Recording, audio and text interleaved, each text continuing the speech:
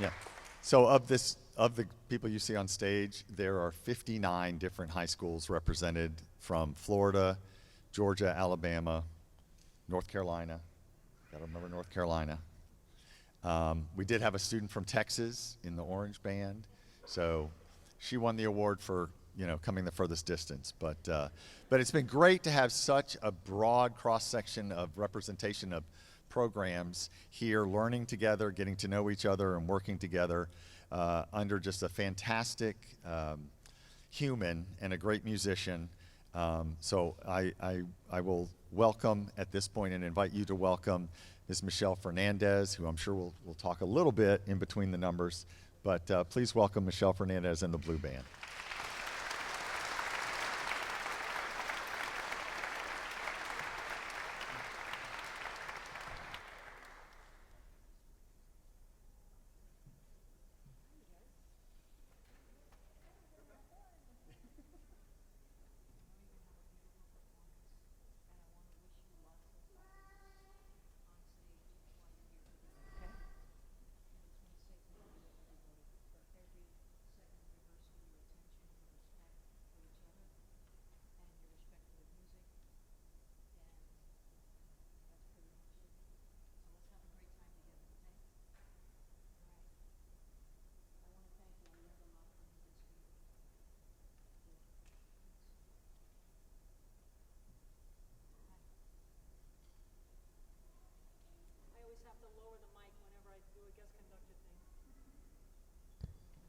Hi, I'm Michelle, and I graduated from University of Florida in 1989, and yeah, and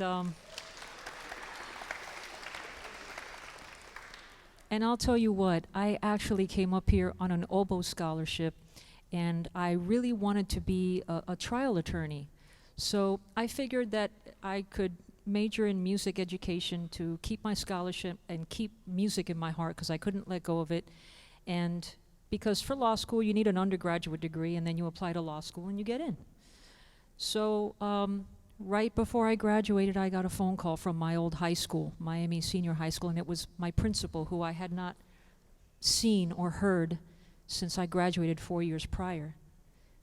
And he offered me the job filling in because my high school director was leaving to become an assistant principal, and this principal had a habit of hiring alumni for all of his key positions because he knew that they would bleed for the school.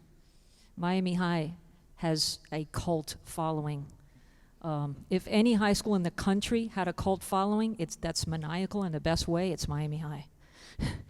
So the football coach was an alumnus, and the basketball coach, and the baseball coach, and the head English department teacher, and so was my band director.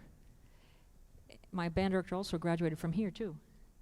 And anyway, long story short, I went down there and I talked to him and I walked out with a job, and I figured I would try it for a year, and if I didn't like it, I would have some money to help my parents with law school. But I had such a great time when I was here that I knew I couldn't let go of music. And I'll tell you what, I stayed. 1 year turned into 30, and I just retired 2 years ago. And thank you. And so now, because of what I learned, I'm able to write music, and it feels good to know that you wake up at 2 o'clock in the morning and something that you wrote might help a student forget about something that hurt them the prior day and help them bring joy and help heal, because music heals everyone. And I told them while we were rehearsing that that instrument that they were holding in their hand, it's not a hunk of metal or a piece of plastic or a piece of wood. It is an absolutely precious thing that's alive and brings joy to people and will unify an entire room that will never be together in the same place again. And that's true. So I hope that you will relish every note that they play as you relished every note that this wonderful group just before us played. And how beautiful was that? And yeah, so. And so anyhow, we are going to start our concert with a wonderful piece by a very well-known composer, Holst, Gustav Holst, and we're going to play the march, the first movement of his second suite in F.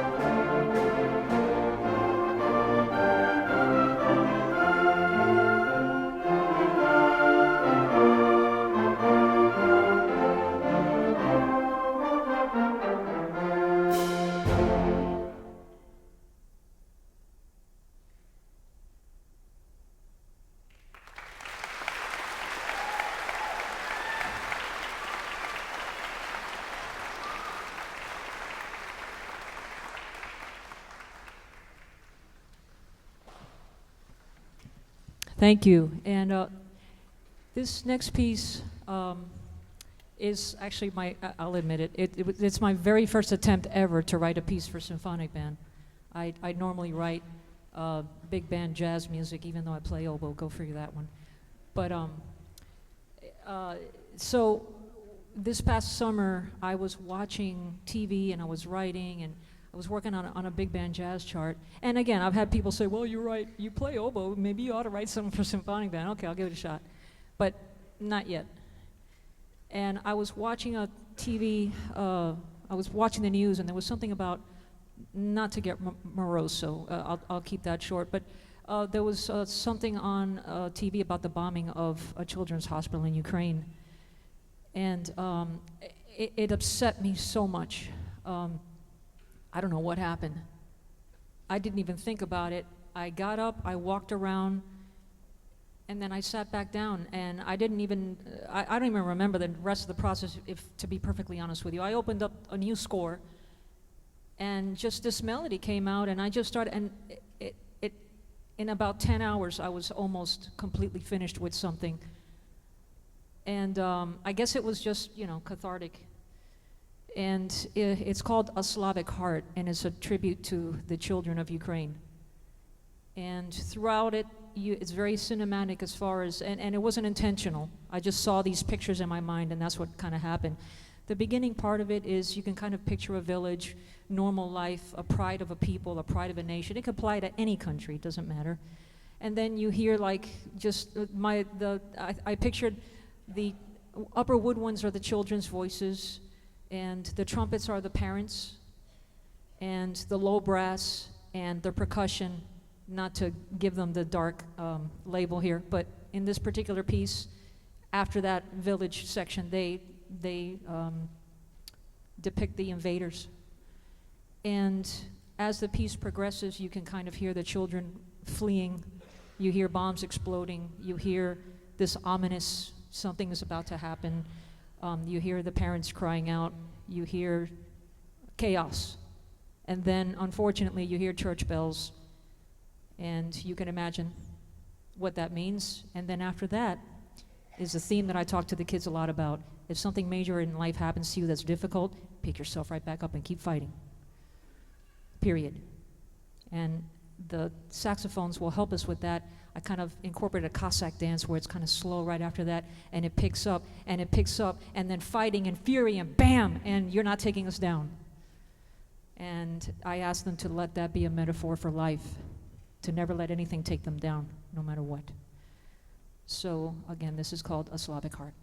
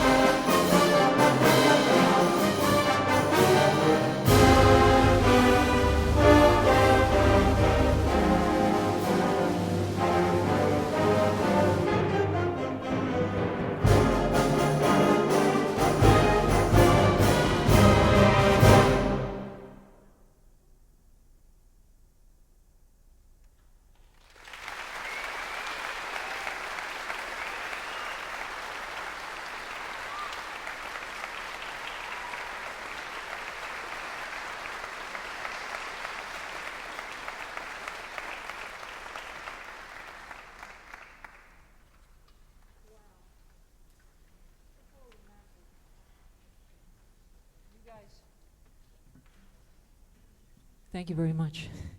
The next piece is entitled Desert Eyes, and I actually finished this last month because I went to do a composer in residence thing in Pennsylvania, and this young lady from the band wrote me the most beautiful, sweet letter, and she was very moved by the fact that her director, and to use her words, had finally brought in a female clinician, and we did a jazz tune, and it was like a samba kind of thing, and then it went into some montuno salsa, and then I threw in this Mediterranean section because I love that goom, goom, goom, goom, just groovy, and it's wonderful music.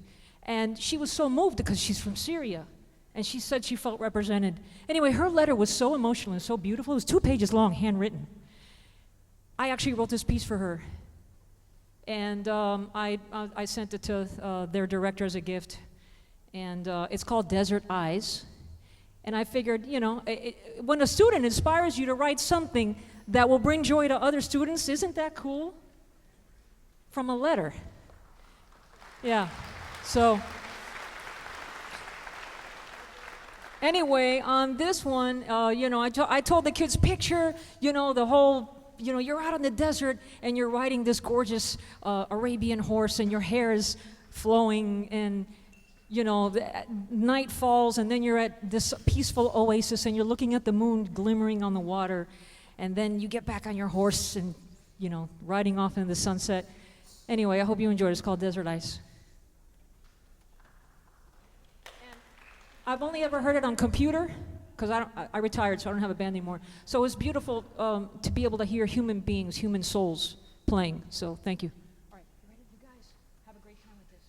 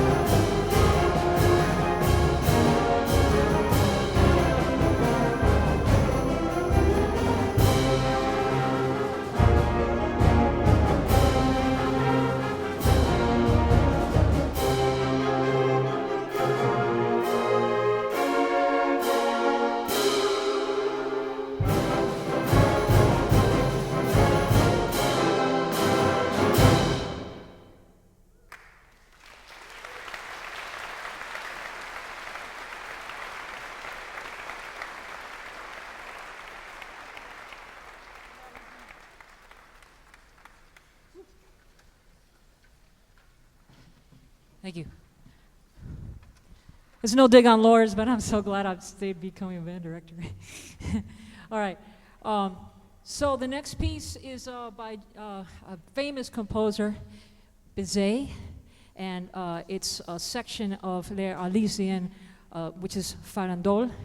And I love this piece, and the kids love it, and it was fairly simple to put together because they're such good players. Oh my gosh. Like seriously, 4 days, and they sound like this. That's your fault.